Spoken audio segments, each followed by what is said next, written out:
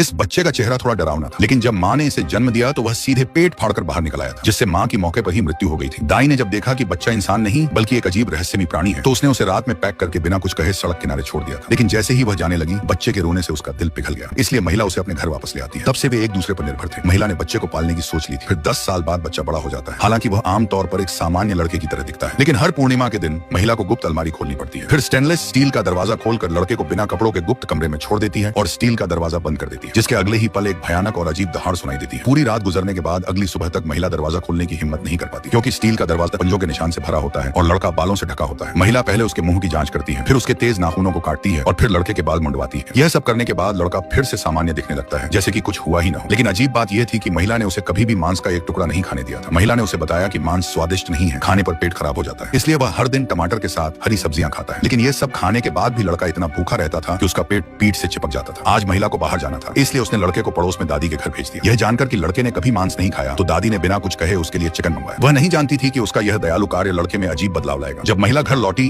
और सुना कि दादी ने उसे चिकन खिलाया है, वह तुरंत डर से सन्न रह गई और एक पल में लड़के को ढूंढने निकल पड़ी। इस समय लड़का बेहद हिंसक हो गया था। उसने महिला पर आरोप लगाया कि वह उसे धोखा क्यों दे रही थी। मांस इतना स्वादिष्ट है तो पेट खराब कैसे हो सकता है। लड़के में बहुत ज्यादा गुस्सा भर गया था और वह शांत होने का नाम नहीं ले रहा था। देखकर कि मामला अब छिपाया नहीं जा सकता, तो महिला ने उसे सच बता दिया। पता चला कि यह महिला लड़के की माँ की अच्छी दोस्त थी। लड़के की माँ का स्वभाव बेलगाम था। वह हर दिन अलग अलग पुरुषों के साथ भाग जाती थी और एक दिन नदी के किनारे वो ऐसे इंसान से मिली कि वो जल्द ही गर्भवती हो गई। लेकिन फिर भी वह मजे करने बाहर जाती थी। उसे नहीं पता था कि उसके पेट में पल रहा बच्चा कोई इंसान नहीं बल्कि एक जानवर है जो उसके पेट को फाड़कर जन्म लिया था। सौभाग्य से इस महिला ने उसे पाल पोस कर बड़ा किया। लेकिन अब चांदनी की रोशनी में उसका शरीर बदलने लगा था। न केवल उसके शरीर पर घुंघराले बाल उग आए, बल्कि मुंह से तेज दांत भी निकल आए थे, जिसको देखने मात्र से बच्चे डरकर पेशाब कर देते थे। आधे मिनट से भी कम समय में लड़का पूरी तरह भेड़िया बन गया, जिसे देख भयभीत मोटा लड़का बहुत डर गया और जितनी तेजी से हो सकता था भागने लगा। लेकिन अब भेड़िया बने लड़के ने अपना दिमाग खो दिया था। 10 साल से मांस न खाने वाले लड़के ने आज मोटे को चावल की तरह खाने का पक्का इरादा कर लिया था। मोटे के प्रतिक्रिया देने से पहले ही अगले पल वह उसके पेट में जा चुका था। दूसरी ओर इस महिला को घर में बंद कर दिया गया था। इतनी भी कोशिश करने पर भी